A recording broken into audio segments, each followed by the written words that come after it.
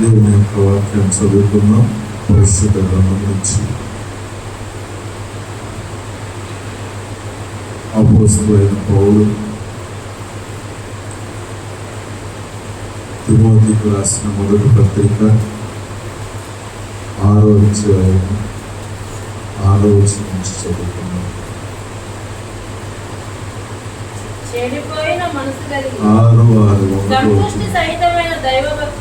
సంతుష్టి సహితమైన దైవభక్తి గొప్ప లాభ సాధనమై ఉన్నది. మనం ఈ లోకములోనికి ఏమీయూ తేలేదు, దీనిలో నుండి ఏమీ తీసుకొని పోలేము. కాగా అన్న వస్త్రములు గలవారమై ఉండి వాటితో తృప్తి పొంది ఉండుము. ధనవంతులవుటకు అపేక్షించువాడు శోధనలోను ఊరిలోను అవివేకయుక్తములను హానికరమైన ప్రభునందు ప్రియమైన దేవుని బిడ్డలారా, మనందరికీ తెలిసిందే ఎంత సంపాదించినా ఏమి తీసుకెళ్ళాం, ఎంత సంపాదించినా ప్రయోజనం లేదు. మంచి పుణ్యకార్యాలు చేయాలి, లోకంలో బ్రతికినప్పుడు బాగా ఉండాలి, నలుగురికి ఉపయోగకరంగా ఉండాలి, నలుగురికి మేలుకరంగా ఉండాలి, అప్పుడే మనం పరలోకానికి వెళ్తాము అని అందరికీ తెలుసు. తెలుసా తెలియదు? చెప్పండి. మరి అలా ఉంటున్నామా? డబ్బుల కోసం ఏది వెళ్ళారు. ఒక్కసారి అక్కడ పాపం 40 వెండి నేదానికి ఇసుకదేవతి యోగ ఎన్నిసార్లు మనం వీళ్ళు కుదిరినప్పుడల్లా నేస్తాం. పేదరు ఒక్కసారి అన్నాడు, ప్రభు నా తెలియదని 3 సార్లు అన్నాడు. మనం రోజు అంటున్నాం దేవుడు మాకు ఏం చేశాడు. ప్రభుత్వ దుఃఖమైన దేవుడు పెట్టారా గమనించండి. పౌలు తిమోతికి చెప్తున్న మాటలు ఇవి. సంతుష్టి సహితమైన భక్తి గొప్ప లాభ సాధనమైనది. ప్రభుత్వ దుఃఖమైన దేవుడు వెళ్ళారా. చాలా మందికి ఉన్న ప్రశ్న, ఈ భక్తి చేస్తే, ఈ ప్రార్థనలు చేస్తే, ఈ దేవుడు అంటే, ఈ పరిచర్యలు అంటే, అనేకుల కొరకు మనం కష్టపడితే మనకి ఏంటి లాభం? ₹1 సంపాదించుకుంటే మనకు ఉంటాయి కదా, మన అవసరాలకు ఎవరైనా ఎత్తారా, మన అవసరాలకు ఎవరైనా చూస్తారా, మన అవసరాలకు ఎవరైనా పెడతారా? ఒకరు జోలి మనకెందుకు?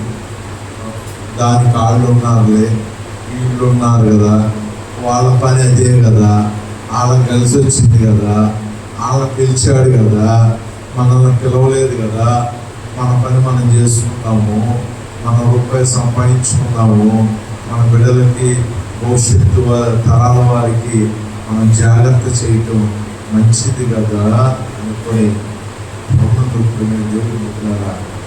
దేవునిని, దేవుని యొక్క పనిని, దేవుని యొక్క భక్తిని నిర్లక్ష్యపరిచేవారు అనేక మంది ఉన్నారు. కానీ నిజం తెలుసు మనకి, ఎంత సంపాదించినా ఉపయోగం ఏమీ లేదు.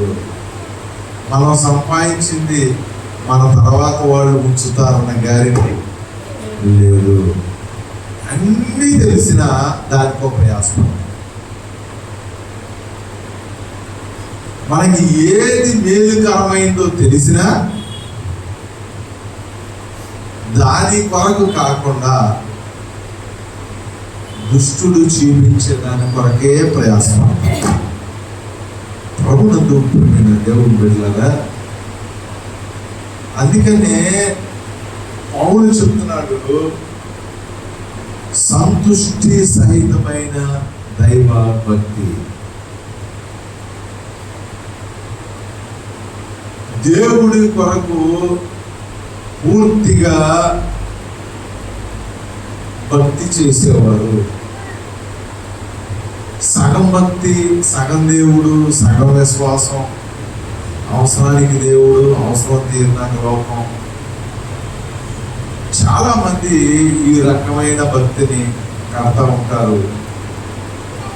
వారు లోకంలో రాణించగలుగుతారేమో కానీ దేవుడిలో మాత్రం రాణించలేరు. వారి వల్ల దేవునికి ఏ ప్రయోజనము ఉండదు. దేవుడు పెట్టారా? మరి ఎవరికయ్యా ప్రయోజనం అంటే, ఎవరైతే హృదయపూర్తిగా భక్తిని చేస్తారో, ఎవరైతే పూర్తిగా దేవుని ఆజ్ఞల చొప్పున దేవుని కొరకు ప్రయాసపడతారో, వారి విషయంలో దేవుడు గొప్ప కార్యాలు చేయడానికి ఇష్టపడతారు. హల్లెలూయా. మనం పరిశుద్ధ గ్రంథంలో యోబుని ఉదాహరణగా తీసుకుంటే, యోబు సమస్తము పోయినప్పటికీ ఆయన చేసిన భక్తి సంతుష్టి సహితమైన భక్తి. ఆఖరికి అతనితో పాటు ఉన్న భార్య కూడా సగం సగం భక్తి చేసింది. ఇంత భక్తు పేదలంటో భక్తి అన్నాం, అన్నీ పోయింది, ఆరోగ్యం పోయింది, బిడ్డలు పోయారు, ఆస్తి పోయింది, సమస్తం పోయింది. ఇక ఆ భక్తిని ఏదో విడిచిపెట్టొచ్చుగా అన్నాం. యోబు అంటాడు, 30 రోజులు మాట్లాడినట్లు మాట్లాడమాట. అవునందు దేవుడు పెట్టారు. చాలా మంది వాళ్ళు అంటారు, వాళ్ళ వల్ల మానేసామండి మేము ప్రార్థన, వీళ్ళ వల్ల భక్తి మానేసామండి, వీళ్ళ చూసి మానేసామండి, ఆ పాస్టర్ గారు చూసి మానేసామండి, ఈ అయ్యగారు చూసి మానేసామండి, ఆ ప్రవచించామని చూసి మానేసామండి, వాళ్ళని చూసి. మనుషులను చూసి మానేయాలనుకుంటే యోబు సొంత భార్యే చెప్పింది మానేయమని, వాస్తవంగా మానేశారు. ప్రభువునందు ప్రియమైన దేవుని బిడ్డలారా, ఎవరు చెప్పినా యోబు మాత్రం తన భక్తిని విడిచిపెట్టరా. హల్లెలూయా. మాట చెప్పనా, మన హృదయంలో మారాలని ఉండాలే కానీ ఆడి చెప్పాడు ఈడి చెప్పాడు వంక చెప్పడం అంతే. సహజంగా తల్లులు అంటూ ఉంటారు, మా పిల్లోడు మంచోడే కదంటే వాళ్ళ సాహసం బట్టి మా పిల్లోడు చెడిపోయాడండి. నేను అంటాను, నీ పిల్లోడు సాహసం బట్టి ఆడి చెడిపోయాడే కానీ నీ పిల్లోడు మాత్రం ఎక్కడ, మా పిల్లలు చెడిపోయే ఉంటాడు. ఇంకా మన పిల్లల సాహసం బట్టి ఆడి చెడిపోయాడు. హల్లెలూయా. ప్రభువునందు దేవుని బిడ్డలారా, మనము చెడిపోవాలని మన హృదయంలో నిశ్చయించుకున్నాము, ఆలోచన ఉంది, నిశ్చయించుకున్నాము, అవకాశం కోసం చూస్తున్నాము. ఎవడో ఏదో మాట చెప్పాడు, అది ఉదాహరించుకున్నాం మానేసాం. ఎవరు సొంత భార్య చెప్పినా యోబు వినడానికి ఇష్టపడాలి. హల్లెలూయా. చాలా మంది మా అబ్బాయి వద్దంటున్నాడండి, మా అమ్మాయి వద్దంటుందండి, మా అమ్మ వద్దంటుందండి. నేను అంటాను, అసలు వద్దని ఇడికే ఉన్నాం, అందుకని ఎవరో అలా పిలిచింది. యోబు తన భక్తిని విడిచిపెట్టాలంటే ఎవరో కాదు, తన భార్యే చెప్పింది వదిలేయని. వదిలేసేవాడైతే అప్పుడే వదిలేయాలి. ప్రభువునందు ప్రియమైన దేవుని బిడ్డలారా, యోబు తన భక్తిని విడిచిపెట్టలా. తన భార్య చెప్పినప్పుడు కూడా, కళ్ళ ముందు నష్టం కలిగినప్పుడు కూడా, శోధన కంటి ముందు కనపడుతున్నప్పుడు కూడా భక్తిని విడిచిపెట్టడానికి ఇష్టపడలేదు. తద్వారా అనేకులకు ప్రయోజనకరంగా ఉన్నాడు. ఆ భక్తే మరలా యోబుని రుణంతర ఆశీర్వాదంలోనికి తీసుకెళ్ళింది. హల్లెలూయా. మన స్నేహితులకు కూడా యోబు ఉపయోగకరముగా మార్చారు. ఈ సంతుష్టి కరమైన భక్తి చేయడం వల్ల కలిగే ప్రయోజనం ఏమిటో తెలుసా? నీ దగ్గర కలిగిన ఆ యొక్క ఆత్మను, ఆ యొక్క ఆశీర్వాదమును, ఆ తలాంతును ఎవరు దొంగిలించరు. నువ్వు సంపాదించుకున్న వెండి ఎత్తుకెళ్ళిపోవచ్చు, బంగారం ఎత్తుకెళ్ళిపోవచ్చు, లేదంటే నీ మనస్సును మార్చేయడానికి ప్రయత్నాలు చేయవచ్చు. కానీ భక్తి మాత్రము నీ హృదయంలో ఉంటే నువ్వు మాత్రము ఎన్నడూ దేవుని విషయంలో వెనక్కి వెళ్ళవో. అందుకనే పౌలు తిమోతి చెప్తున్నాడు, అయ్యా ఈ లోకంలో లాభదాయకమైన పనులు ఎన్నో ఉన్నాయి, కానీ అన్నిటికంటే గొప్ప సాధన ఏదైనా ఉందంటే దైవ భక్తి మాత్రమే. ఈ దైవ భక్తిని, ఆశీర్వాదాన్ని ఎవరు దొంగిలించలేరు, మనల్ని ఎవరు పాడు చేయలేరు, మనకు రావాల్సిన ఆశీర్వాదాన్ని ఎవరు తీసివేయరు. అది చెప్పుకున్నాం, ప్రజల ఐశ్వర్యమును నీవు అనుభవించు అంటాడు. ప్రజల ఆశీర్వాదాన్ని అనుభవిస్తావు. నువ్వే సంపాదించక్కర్లా, భక్తి చేసేవాడు ఏ సంపాదించక్కర్లా, ఆడికి కావాల్సిన దేవుడు అడిగి ఇస్తాడెవరా? గడి చెప్పాలి. మరి ఎందుకు మనీసం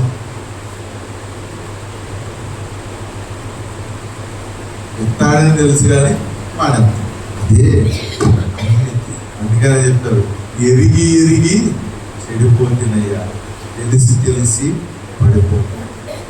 మనకు అన్నీ తెలుసు, దేవుడిలో ఉంటే అన్నీ ఇస్తాడని తెలుసు.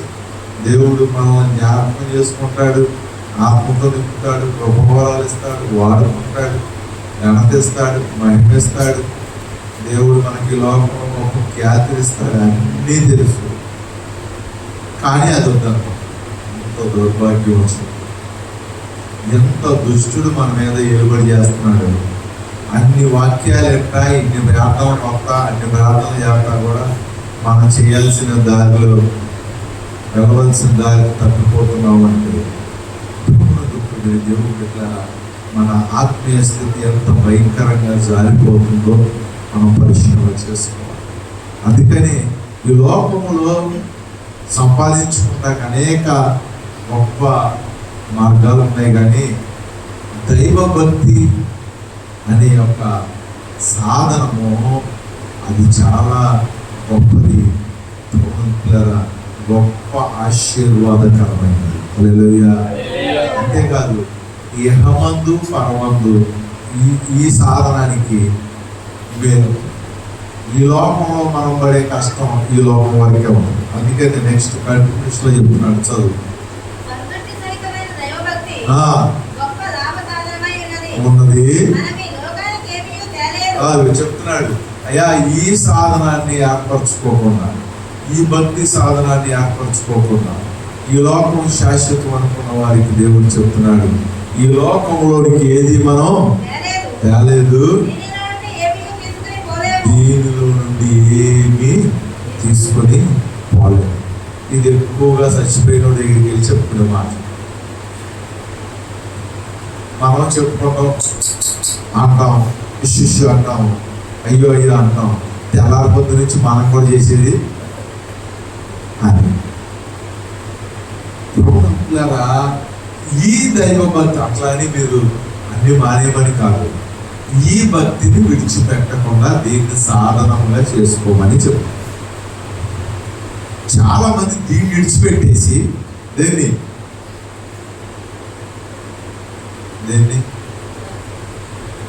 ఏం అర్థం అవుతుంది, నోటితో చెప్పండి, దేన్ని? భక్తిని. వెరీ గుడ్, మనకు బాగా అర్థం అవుతుంది. దేవుడు పెట్టారు, ఈ దైవ భక్తిని విడిచిపెట్టి ఈ లోకం కొరకు ప్రయాసపడేవారి కొరకు. దైవ భక్తి చేసేవాడు కూడా ఏమి తీసుకెళ్ళాం, అని తీసుకెళ్తారేంటి? ఏమి తీసుకెళ్ళాం? మరి ఆడికి తీసుకెళ్ళాం, మనం తీసుకెళ్ళాం కదా అంటే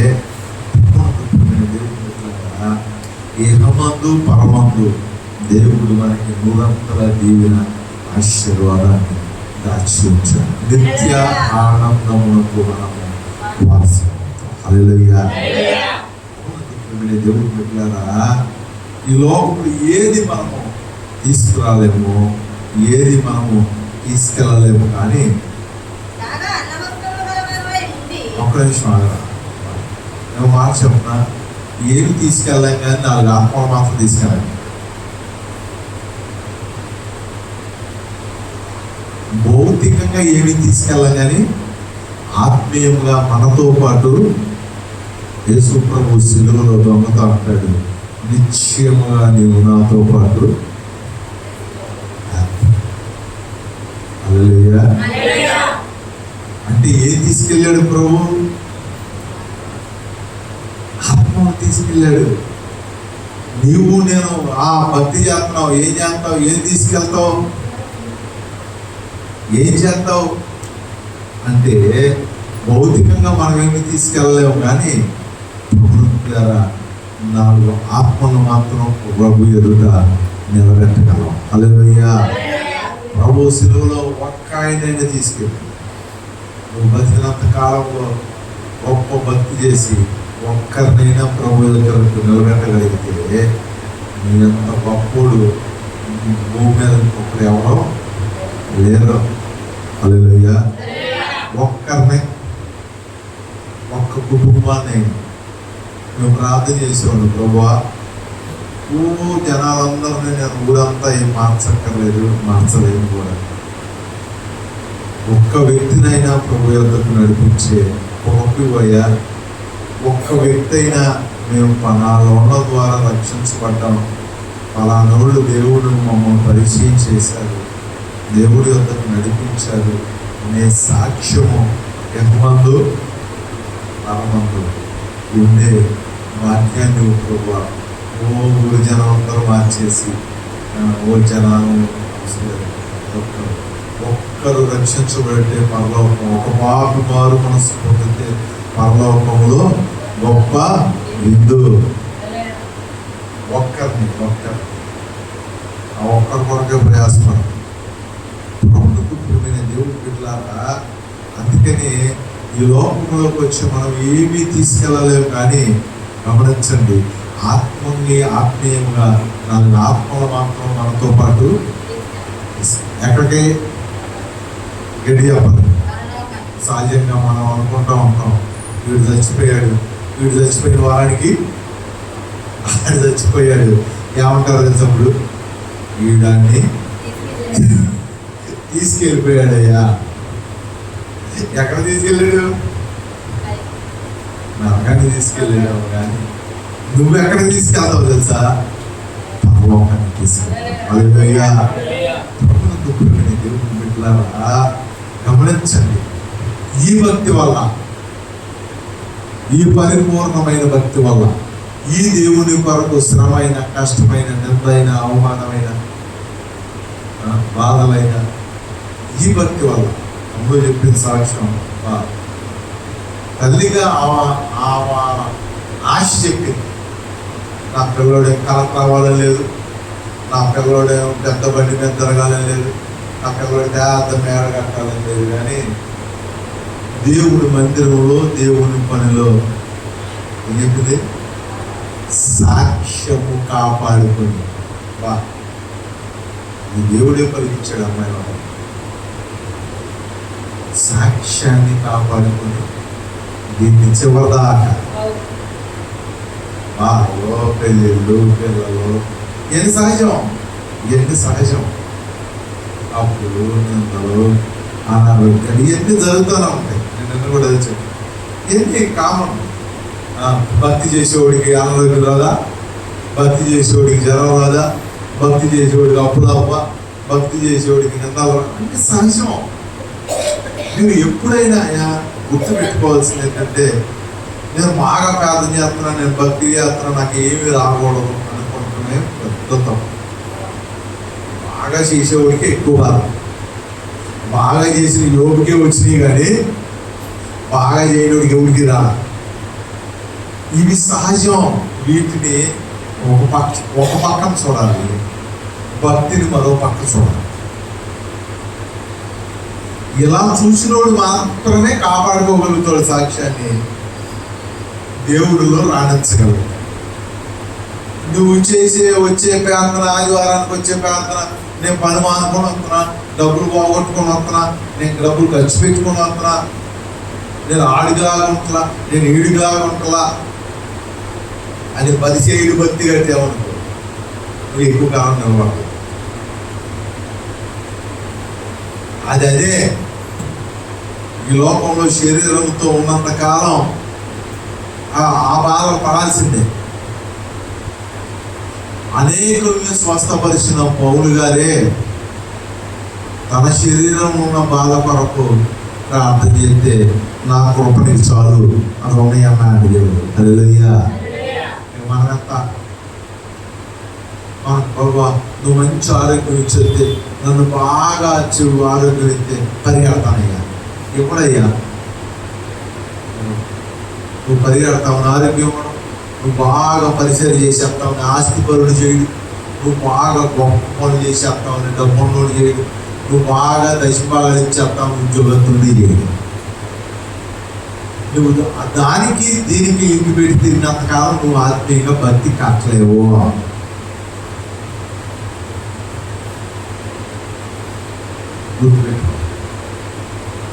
దేవుడు ఎప్పుడు ఉన్న పాటు రమ్మన్నాడు. ఏ స్థితిలో ఉన్నావో ఆ స్థితిలోనే ఆయన పని చేయమన్నాడు. అంతేగాని నీ స్థితి మారినాక చేయమని అక్కడ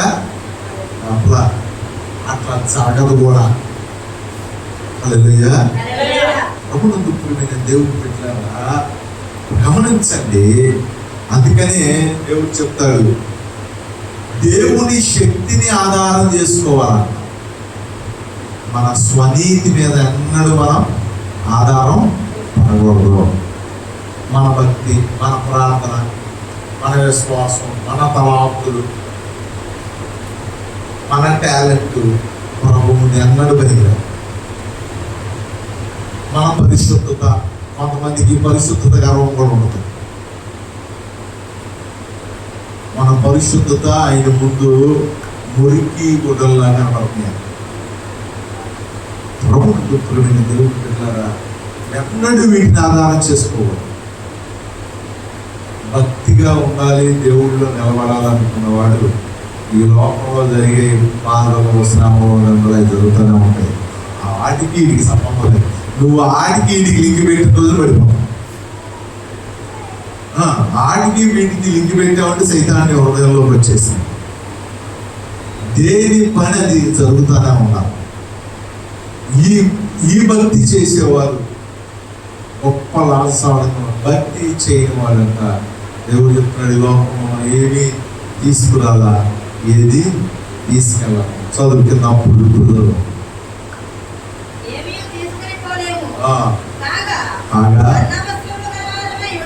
అది కావాల్సిన ఏంటి తెలుసా?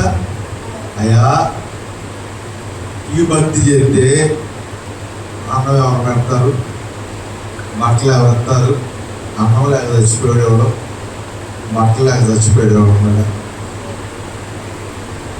నువ్వు దేవుని భక్తి నిజంగా హృదయపూర్తిగా చేస్తే నీకు ఏ లోటు ఉండదు. మళ్ళీ తింటాకంటే నాకు అవి కావాలి, ఇవి కావాలి ఇస్తాడు. అవి కూడా ఏ సమయంలో దేవుడు ఏలియాకి కరువులో ఎంగిల్ రొట్టు మొక్కలు పంపించాను, కాపులు చంపేశాడా? చంపలా. ఎంగిల్ రొట్టు మొక్కలు తినాలి, ఎంగిల్ మెతుకులు తినాలి, ఏదైనా తింటానికి సిద్ధంగా ఉండాలి. ఎవరో దైవభక్తి చేసేవాడు. హల్లెలూయా. మామూలు తినలేదు, మాకు అన్నం లేదనుకుని వచ్చామా, మాకు అదే లేదనుకుని వచ్చామా, మేము ఎంత కనపడుతున్నాం. వారి గురించి కాదు మాట్లాడే దేవుడు, దైవభక్తిని సాధనంగా ఏర్పాటు చేసుకున్న వారి గురించి మాట్లాడుతున్నాడు. వారికి అన్న వస్త్రములు కలవారమై ఉండి అది దైవభక్తి సాధనంగా ఏర్పాటు చేసుకున్నాడు. ఏం కోరుకుంటాడు తెలుసా? మానుదిన ఆహారం మాకు దయచేయి. పరలోక ప్రార్థన చేసుకొని చేసేదో పరలోక ప్రార్థనే, కానీ వాటికి మించి ఆశిస్తాం. ఈరోజు అన్నం ఉంది, భోజనం ఉంది, చాలు దేవుడు స్తోత్రం అని అనుకున్నామా? అన్నం ఎవడలేదులే, ఇది కాదు, బంగారం రేటు పెరిగిపోతుందంట, మనం కొంటాము, ఏం చేసుకుంటాం, బంగారం పట్టుకెళ్తా.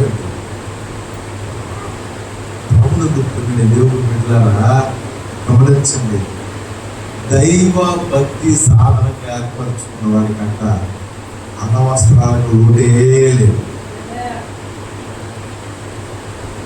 మరి ఇక్కడ ఎవరున్నారు కానీ దేవుని భక్తి సాధన ఏర్పాటు చేసుకున్న వాడికి ఇంటికి ఏమాత్రం కలుగు ఉండదు. బట్టలు దేవుడు వచ్చి బట్టలు తిరుగుతాడు, దేవుడు సూట్లు వేసుకొని తిరుగుతున్నారు హ్యాపీ. ఒక ఆయన అన్నాడు, ఈ సూట్లు తప్పితే, ఈ కోట్లు తప్పితే ఏ కోట్లు మా దగ్గర లేవు, ఆస్తులు లేవు, కోట్లు ఉన్నాయి అన్నాడు. అయ్యారు అన్నాడు, ఈ కోట్లు 4 ఉన్నాయి కానీ ఆ కోట్లు వాళ్ళు ఏమి లేవు. అది చక్కటి వస్త్రాలు వేసి హ్యాపీగా చక్కగా చెప్తాడే కానీ ఏ బట్ట మాయకుండా. అందుకే అంటారు చాలా మాస్టర్లు, మా బట్టల మాయకుండా తిరుగుతున్నారు. బట్ట మాయకుండా నిజమే, ఆయన పని చేసేవాడిని బట్టలో మాయనవడం. ఎందుకంటే ఆయన చెప్తున్నాడుగా, అన్న వస్త్రములు కలిగిన వారుగా ఉంటారు. ఆయన పని చేయని వాళ్ళకి అన్న వస్త్రాలు ఉంటాయి, కాకపోతే వీటితో పాటు కొన్ని బాధలు ఉంటాయి. వీళ్ళకి ఏ బాధ లేదు, అన్నీ తెలుసు, కాకపోతే ఆ బాధలోకి రాము. ఈసారి మరి సైతాన్ని బాగుంటుంది ఆ బాధలో పడితే. ప్రభుత్వ దేవుడు చెప్తున్నాడు, అన్న వస్త్రం చదువు ఉండి ఆడితో ఎవరో భక్తిని లాభ సాధకంగా ఏర్పాటు చేసుకున్నాడు. ఆడికి భోజనం బట్టలు ఉంటే చాలు, ఉండడానికి ఇల్లు, తినడానికి తిండి, కట్టుకుంటాను బట్టలు, అవి చాలు అనుకున్నాడే నిజమైన భక్తిపరుడు. హల్లెలూయా. ఎంతమంది అనుకుంటున్నారు? అసలు మా నోటమ్మ చాలు అని మాట వచ్చిందే. బట్టలు చాలా ఉంటాయి, చాలు అనిపించిందా? చీరలు ఇప్పటికే చాలా ఎక్కువ అయిపోయినాయి, ఇంకెందుకు చీర అనిపిస్తుందా? అలా అనిపిస్తుంటే భక్తి లోపం పనిచేస్తుందంటే, అలా అనిపించకపోతే ఆడి పనిచేస్తానంటే. ప్రభునందు ప్రియమైన దేవుడు బిడ్డలారా, దేవుడు చెప్తున్నాడు, భక్తి చేసేవాడు కంట అన్న వస్త్రములు చాలు అనిపించింది. కానీ ఈ భక్తి లేనివాడికి అనిపించిందంట చదువు. ఇది కాకుండా అన్న భోజనం వస్త్రాలు కాకుండా ఏమవ్వాలి? అది డబ్బులు అయిపోవాలి. 100 ఎకరాల పొలం చేయాలి, ఒక్క దెబ్బతో లాగాలి మొత్తం. ఏం చేసుకుంటాం? లాగి బీపీలు సోమర్సి డబ్బులు చాలిపోతారు. గొప్ప భక్తి చేసేవాళ్ళు చక్కగా బతుకుతారు, ధనవంతులు అవుతారు. చదువు అపేక్షించేవారు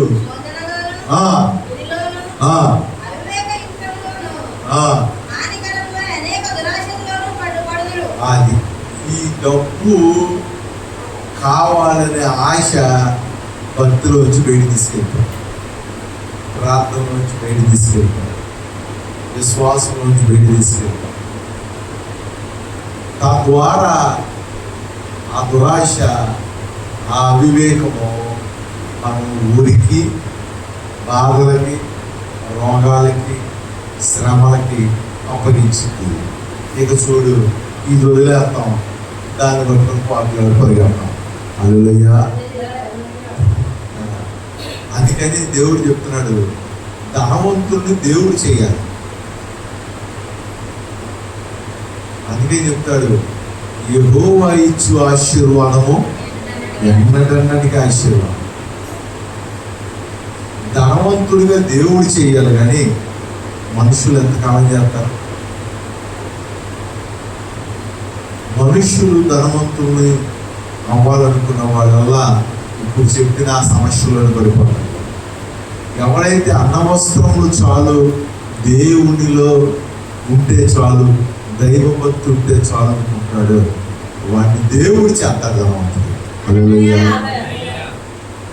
మాట చెప్తాను, దేవుళ్ళో ఉండి ఏదొద్దనుకుంటావో దేవుడు దాన్ని ఖచ్చితంగా అనుగ్రహిస్తాడు. నీవు అసలు ఊహించని ఆశీర్వాదాన్ని ఆయన దైవభక్తులు దేవుడు దాచి ఉంచాడు. నేను కొంతమంది ప్రయాస చూస్తా ఉంటాను. ఓ దైవ భక్తులు లేచి పోరాడతారు 10-15 ఏళ్ళు 20 ఏళ్ళు పోరాడాక అవి చూసినాక వీళ్ళు అన్ని వదిలేసుకుని సంపాదించింది ఇదేనా, దీనికోసమేనా అవి వదిలేసింది? అదే ప్రభువులు ఉంటుంటే అసలు ఆశీర్వాదం మరొక రకంగా ఉండేది కదా అని అనిపించింది. నాకు అనిపించి ఏం ప్రయోజనం? వాళ్ళకేమనిపించింది తెలుసా? సైతం గారు ఇంత కాబట్టి నువ్వు బాగా సంపాదించావు, ఎవరు సంపాదించలేదు అని ఎవరి కాడికి సైతాన్ని గారికి అమ్మాయి చేస్తూ ఉంటాడు. అడుగు ప్రార్థన తిరిగాడు, ఏం సంపాదించుకున్నారు అందుకని ఈ ట్రాక్ వేరు, ఆ ట్రాక్ వేరు. అసలు భౌతికంగా శరీరంతో ఉన్నాం, ఈ బలాల్సింది బలాల్సింది, కానీ ఆత్మీయముగా ఉన్న ఆశీర్వాదం గొప్ప ఆశీర్వాదంగా దేవుడు మనస్తాడు. అందుకని చెప్తున్నాడు, ధనవంతుల అవుటకు మనం అపేక్షించకూడదు. ఎవరు చేయాలి?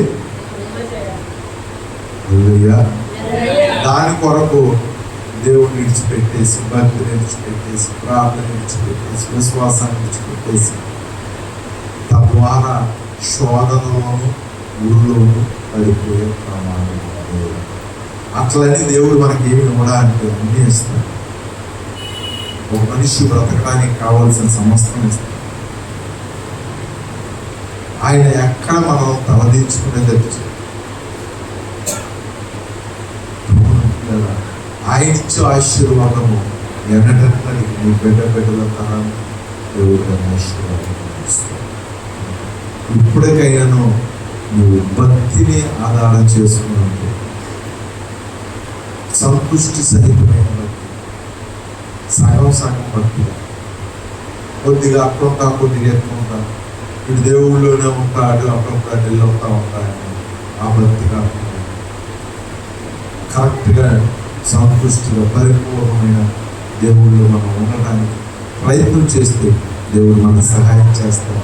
తద్వారా దేవుడు మనం గొప్ప ఆశీర్వాదాన్ని దీవెన అనుగ్రహించుగాక. ప్రార్థన చేసుకున్నాం. తలవంచండి. పరిశుద్ధుడా తండ్రి, అటువంటి సంతృష్టి సహితం భక్తి, ప్రార్థన, విశ్వాసం నాలో మాలో ఎవరిని నిలబెట్టబోతున్నావో, ఎవరు అటువంటి భక్తి సాధనాలు ఏర్పాటు చేసుకోబోతున్నారో, బిడ్డలకు కావాల్సిన ఆశీర్వాదం మెండుగా ఇచ్చిన రోజు ప్రేమలో కావాల్సిన భక్తిని నేర్పించమని, తద్వారా వారి జీవితాలు నేర్పడము మార్చమని, నన్ను కూడా బలపరచమని యేసునామమున నడుచున్నాము తండ్రి. నిలబడదాం. పరలోకములో ఉన్న పరమ తండ్రి దేవుని ప్రేమ, కుమారుడైన యేసుక్రీస్తు వారి కృప, పరిశుద్ధాత్మ దేవుని యొక్క సహవాసం